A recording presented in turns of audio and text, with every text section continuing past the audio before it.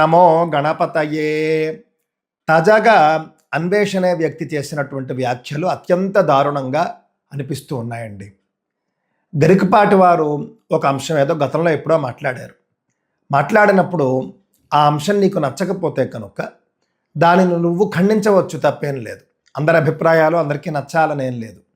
కానీ అది ఖండించేటటువంటి సందర్భంలో ఉపయోగించే భాష చాలా జాగ్రత్తగా ఉండాలి. అంశాన్ని ఖండించడం చేతకానటువంటి మీరు, మీకు లక్షల మంది ఫాలోయర్సు, ఇన్ఫ్లుయెన్సర్స్ అని చెప్పేసి పేరు, ఇదంతా ఎందుకు? భాష ఎంత జాగ్రత్తగా ఉండాలి. అతను గరికపాటి వారిని ఉద్దేశించి ఉపయోగించినటువంటి మాటలు అత్యంత నీచమండి. అసలు నేటి యువత అలాంటి వాళ్ళని ఫాలో అవుతూ ఉండడం, అలాంటి వాళ్ళ మాటలకి ఎక్కువగా వీళ్ళు ఇన్స్పైర్ అవుతూ ఉండడం చాలా దారుణంగా అనిపిస్తూ ఉన్నదండి నాకు. ఏ అంశాన్నైనా ఎవరైనా ఖండించవచ్చు, ఎవరి అభిప్రాయమైనా కూడా చెప్పవచ్చు, కానీ భాష చాలా ముఖ్యం.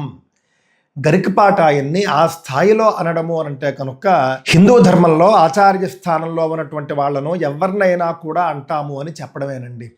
ఇదే సందర్భంలో ఆలోచించగా అనిపిస్తూ ఉన్నది మహిళల వస్త్రధారణ కావచ్చు, ఇతర అంశాల మీద ముస్లిం ముల్లాలు కూడా చాలా సందర్భాల్లో చాలా అంశాలు మాట్లాడినప్పుడు ఇదే రకమైనటువంటి భాష ఇదే వ్యక్తి వాళ్ళ మీద కూడా ఉపయోగించగలడా? అసలు ఎప్పుడు ఖండించడమే చూడలేదండి నేను. వాళ్ళని అనేటటువంటి ధైర్యం ఉండదు. వాళ్ళను అనడం అనేటటువంటిది కళ, అసలు అనరు, కళ్ళ. ఎందుకు అనంటే భయం, వాళ్ళని ఏమంటే ఏమైపోతుందో అని. కానీ మన ధర్మంలో ముఖ్యంగా బ్రాహ్మణులు సాత్వికులు, ఏమీ అనరు, ఏమీ చేయలేరు అనేటటువంటి లోకువ భావం అందరికీ ఉంటుందండి. నేను చాలా కాలంగా గమనిస్తూ ఉన్నాను. కావున ఇలాంటి నీచమైనటువంటి పదాలు ఉపయోగించేటటువంటి వాళ్ళు, అసభ్య పదజాలాన్ని ఉపయోగిస్తూ మాట్లాడేటటువంటి వాళ్లకు దూరంగా ఉండండి దయచేసి. ఇతను అనే కాదండి, ఈ విధమైన భాష ఎవ్వరు మాట్లాడినా కూడా యువత దూరంగా ఉండాలి, గుర్తుపెట్టుకోండి. పెద్దవాళ్ళు, మీ పిల్లలు ఇలాంటి వాళ్ళ మాటలు ఫోన్లలో వింటున్నారేమో గమనించండి, శ్రద్ధ పెట్టండి. లేకపోతే అతను మాట్లాడుతున్నాడు, అన్ని లక్షల మంది చూస్తూ ఉన్నారు, తప్పే ఉంది, మనము మాట్లాడచ్చు అని చెప్పేసి ఇది పూర్తిగా జనరలైజ్ అయిపోతుందండి. అలా అయిపోకూడదు అనేది నా యొక్క అభిప్రాయం. నేను అందుకు ఈ వీడియో చేస్తూ ఉన్నాను అన్నమాట అండి. ఇలాంటి వాళ్లకు పిల్లలు పెద్దలు దూరంగా ఉండాలి. ముఖ్యంగా భాష దృష్టిలో పెట్టుకోండి. ముఖ్యంగా ఇంత నీచమైనటువంటి భాషను అతను చాలా వీడియోల్లో ఇదే విధంగా మాట్లాడుతూ ఉంటాడండి. అతని భాష అస్సలు నాకు నచ్చదండి. గతంలో ఎప్పుడో ఆర్య ద్రావిడ సిద్ధాంతం మీద మాట్లాడినప్పుడు చూశాను. ఆ తర్వాత 2-3 సందర్భాల్లో ఎప్పుడు విన్నా కూడా అసభ్యమైనటువంటి పదజాలం, సంస్కారయుతమైనటువంటి భాష మాట్లాడలేనటువంటి వ్యక్తులు, వాళ్లకు ఈ విధమైనటువంటి లక్షలాది మంది జనం ఫాలోయర్స్గా ఉండడం అనేది దురదృష్టంగా నేను భావిస్తూ ఉన్నానండి. ఇలాంటి వాళ్ళను దూరం పెట్టి మిగిలినటువంటి ఇన్ఫ్లుయెన్సర్స్ కూడా మన వాళ్ళంతా కూడా ఒక సందేశం ఇవ్వాలి గట్టిగా. మీ భాష బాగుంటేనే మేము ఆదరిస్తాము. మీ అందరికీ తెలుసు, నేను సినిమాల్లో కూడా పద్ధతిగా ఉండేటటువంటి సంభాషణ పెట్టండి, ఇష్టానుసారము అసభ్య పదజాలం ఉంటే కనుక అలాంటివి ఖండించండి అని చెబుతాను, నేను ఖండిస్తాను. సినిమాల్లో రావడం వల్లే అసలు రకరకాల అసభ్య పదాలు కూడా జనసామాన్యంలో సామాన్య పదాలుగా అలవాట్లోకి వచ్చేసేయండి సినిమాల వల్ల. ఇవి నేను చెబుతూ ఉంటాను. ఆ తర్వాత ఇప్పుడు ఇలాంటి వాళ్ళ వల్ల అసభ్యకరమైనటువంటి పదాలన్నీ కూడా సామాన్యంగా మారిపోతూ ఉన్నాయి. దయచేసి హిందువులు గమనించండి. అలాంటి భాష మన యువతకు మంచిది కాదు, హిందువులకు మంచిది కాదు అని చెప్పేసి తెలియజేసుకుంటూ ఉన్నానండి. అంతేకాదండి, అతను ఆ యొక్క సీతామాతకు సంబంధించి, ద్రౌపదీదేవికి సంబంధించి అసలు నోటికొచ్చినట్టు మాట్లాడటం అండి. వాళ్ళిద్దరూ కూడా ఎవరనుకుంటున్నారండి? వాళ్ళిద్దరూ కూడా సాక్షాత్తు ఆదిశక్తి స్వరూపము. దృష్టిలో పెట్టుకోండి. కృతేతు రేణుకాశక్తి, త్రేతాయాన్ జానకీ తథా, ద్వాపరే ద్రౌపదీ శక్తి, సంఘే శక్తి కలౌ యుగే అనేటటువంటి పెద్దల మాటను దృష్టిలో పెట్టుకుంటే, కృతయుగంలో రేణుకామాత ఆదిశక్తి స్వరూపం, త్రేతాయుగంలో సీతామాత ఆదిశక్తి స్వరూపం, ద్వాపర యుగంలో ద్రౌపదీదేవి ఆదిశక్తి స్వరూపం. ద్రౌపదీదేవి సీతామాత ఇద్దరూ కూడా శక్తి స్వరూపాలేనండి. వాళ్ళు ఏదో సామాన్యమైనటువంటి వ్యక్తులు అనుకోకూడదు.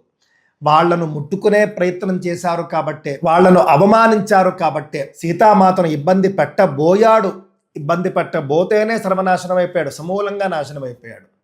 ద్రౌపదీదేవికి చేసినటువంటి అవమానానికి ఎన్ని అక్షౌహిణుల సైన్యం, ఎన్ని లక్షల మంది మరణించారో దృష్టిలో పెట్టుకోండి. భారతదేశంలో ఎప్పుడూ కూడా స్త్రీ శక్తి శాశ్వతం, స్త్రీల గొప్పదనం శాశ్వతం అండి. కావున సీతామాతను ద్రౌపదీదేవిని ఉద్దేశించి అతను చేసినటువంటి మాటలు అంటే అత్యాచారం చేశారు అనేట్టుగా మాట్లాడాడు. చాలా తప్పు. అత్యాచారం చేయాలి అనే మనస్సులో వచ్చి ఒక్క అడుగు వేయగానే సర్వనాశనం అయ్యారు వాళ్ళు. సీతామాత సామాన్యురాలు కాదు, దృష్టిలో పెట్టుకోండి. ద్రౌపదీదేవి సామాన్యురాలు కాదు. వాళ్ళిద్దరూ కూడా అగ్ని వంటి వారిద్దరూ కూడా. సీతామాత చెబుతుంది రావణాసురుడితో, నేను తృణాన్నైన అంటే దర్భ పోచతో నేను నిన్ను దహించగలను, కానీ నా భర్త యొక్క అనుమతి లేకపోవడం వల్ల నేను ఆ పని చేయటం లేదు అని చెప్పేసి సీతామాత చెబుతుంది. ద్రౌపదీదేవి 5 భర్తలు కృష్ణ పరమాత్మ, వాళ్ళందరూ కూడా ఆ యొక్క యుద్ధం అనేది ముఖ్యంగా ద్రౌపదీదేవి కోసం చేస్తారు. ధర్మం అనేది అలాగా ఉన్నది. ద్రౌపదీదేవి కూడా ధర్మస్వరూపమే. అలా మనం చూసుకున్నప్పుడు మనమంతా సాక్షాత్తు అమ్మవారి స్వరూపాలుగా భావించేటటువంటి వాళ్ళను ఉద్దేశించి ఏం మాట్లాడినా కూడా ఒళ్ళు దగ్గర పెట్టుకుని మాట్లాడాలి. హిందువులు ఎవరైనా సరే దృష్టిలో పెట్టుకోండి, ఏకవచనంతో కూడా సంబోధించకూడదండి. వాళ్ళని తల్లి అనాలి, అమ్మవారు అనాలి, దేవి అనాలి. ఏదో ఒక పదాన్ని, గౌరవ సూచకమైనటువంటి పదాన్ని ఉపయోగించాలి. అదే సనాతన ధర్మంలో స్త్రీకి మనం ఇచ్చేటటువంటి గౌరవం. ఇతను గతంలో ఆర్యద్రావిడ సిద్ధాంతానికి సంబంధించి నేను ఈ యొక్క ఆర్యద్రావిడ సిద్ధాంతాన్ని ఎప్పుడూ వ్యతిరేకిస్తాను. మన గత వీడియోల్లో కూడా మనం చెప్పుకున్నాం చాలా సందర్భాల్లో. ఆర్యులు అనేవారు ఎక్కడి నుండో వచ్చారు అని చెప్పేసి ఇక్కడ భారతదేశాన్ని ఆక్రమించుకున్నారు, పచ్చి అబద్ధాలు అని నిరూపిస్తూ నేను చాలా వీడియోలు చేశాను. చూడని వాళ్ళు చూడండి. ఇతను ఆర్యద్రావిడ సిద్ధాంతాన్ని కూడా వెనకేసుకొస్తూ ఉంటాడు. భారతదేశంలో జరుగుతూ ఉన్నటువంటి అత్యాచారాలకు హిందువులు కారణము అనే అర్థం వచ్చేట్టుగా నేరుగా హిందువులను ఉద్దేశించి అతను మాట్లాడాడండి. చాలా దారుణం. హిందువులు ఈ యొక్క అంశాన్ని కూడా దృష్టిలో పెట్టుకోవాలి. గోమాతను, మేకల్ని, కుక్కల్ని కూడా హిందువులు వదిలిపెట్టారన్నట్లుగా మాట్లాడాడు. నిజంగా ఏ జాతి గురించి మాట్లాడాలి ఆయన? ఏ జాతి గురించి మాట్లాడుతూ ఉన్నాడు? హిందూ గుళ్ళపై అర్ధనగ్న చిత్రాలు ఉంటాయి కాబట్టి, శిల్పాలు ఉంటాయి కాబట్టి గుళ్ళను కూల్చేయండి అని కూడా గతంలో చెప్పాడండి ఆయన. హిందూ ఆలయాలు ఏ కారణంతో నిర్మించారు, వాటి వెనుక ఉన్న సందేశం ఏమిటి, ఇవేం తెలియవు. నోటుకొచ్చినట్టు మాట్లాడడం. ముఖ్యంగా గరికపాటి వారిని మాత్రం అన్నటువంటి మాటలు అసలు క్షమించరానివి. బహిరంగంగా బేషరతుగా క్షమాపణ చెప్పాలి. ఏదో క్షమాపణ చెప్పేశాను అని మమ అనిపిస్తూ ఉన్నాడు. అలా అనకూడదు. దయచేసి అందరూ కూడా గమనించాలి. బేషరతుగా క్షమాపణ చెప్పి తనని తాను మార్చుకోవాలి. ముఖ్యంగా భాష మార్చుకోవాలి. భవిష్యత్తులో చెప్పబోయే అంశాల్లో కూడా సంస్కారయుతమైనటువంటి భాషతో మాట్లాడాలి అతను. నేను రామాయణం చెప్పేస్తున్నాను, భారతం చెప్పేస్తున్నాను, భగవద్గీత చెప్పేస్తున్నాను అని అంటూ ఉంటాడు. ఏవైనా కూడా అవి అధ్యయనం చేసి అందులో ఉన్నటువంటి సందేశాన్ని ఎవరైనా చెప్పచ్చు, కానీ ఇష్టానురీతిలో వాటిని వక్రీకరించకూడదు. దృష్టిలో పెట్టుకోండి. ఈ సందర్భంగా నా యొక్క అభిప్రాయం ఏమిటి అని అంటే, ఇతన్ని కావచ్చు, ఇంత దారుణమైనటువంటి భాష ఉపయోగించే వాళ్ళని కావచ్చు, హిందువులు దూరం పెట్టండి. లక్షల మంది ఫాలోయర్స్ ఉన్నంత మాత్రాన ప్రతివాడు కూడా సమాజ ఉద్ధారకుడు అయిపోడు. ఇది మనమంతా అర్థం చేసుకోవాల్సినటువంటి అవసరం ఉన్నది. ఉత్తర దేశంలో ఒక అతను ఉన్నాడండి, అతని పేరు గుర్తుకు రావట్లేదు, కానీ అతనికి కోట్ల మంది ఫాలోయింగ్ ఉంది. అతను కూడా ఈ విధంగా అసభ్యకరమైనటువంటి భాష ఉపయోగించి ప్రపంచవ్యాప్తంగా కూడా అతడు దోషిగా నిలబడ్డాడు. తరువాత అతను మార్చుకున్నట్లుగా నేను విన్నాను అన్నమాట అండి. ఆ విధంగా లక్షల మంది ఫాలోయర్స్ ఉన్నారు కదా అని చెప్పేసి నోటికొచ్చింది మాట్లాడవచ్చు అని చెప్పేసి ఎవరు కూడా భావించకూడదు. భాష ముఖ్యం, భాష ముఖ్యం. భావితరాలు సంస్కారయుతంగా పెరగాలి. సంస్కారయుతమైనటువంటి భాషను అలవాటు చేసుకోవాలి అని అంటే కనుక ఇలాంటి వ్యక్తులకు దూరంగా ఉండాలి. మీ పిల్లలు ఇలాంటి వాళ్ళ వీడియోలు చూస్తున్నారేమో దయచేసి ఒకసారి తనిఖీ చేసుకోండి. ఒకవేళ వాళ్ళు కనుక చూస్తూ ఉంటే కనుక ఇలాంటి భాష వాళ్ళకి అలవాటైపోతుంది, సర్వసాధారణం అనుకుంటూ ఉంటారు. ఈ విధంగా హిందూ ధర్మానికి సంబంధించి ఎవరు ఏం మాట్లాడినా కూడా గట్టిగా ఖండించాలి. ఒళ్ళు దగ్గర పెట్టుకుని మాట్లాడండి అని చెప్పేసి కూడా నేను తెలియజేసుకుంటూ ఉన్నాను. బేషరతుగా క్షమాపణ చెప్పాలి. ఇలాంటి వాళ్లకు దూరంగా ఉండాలి. స్వస్తి.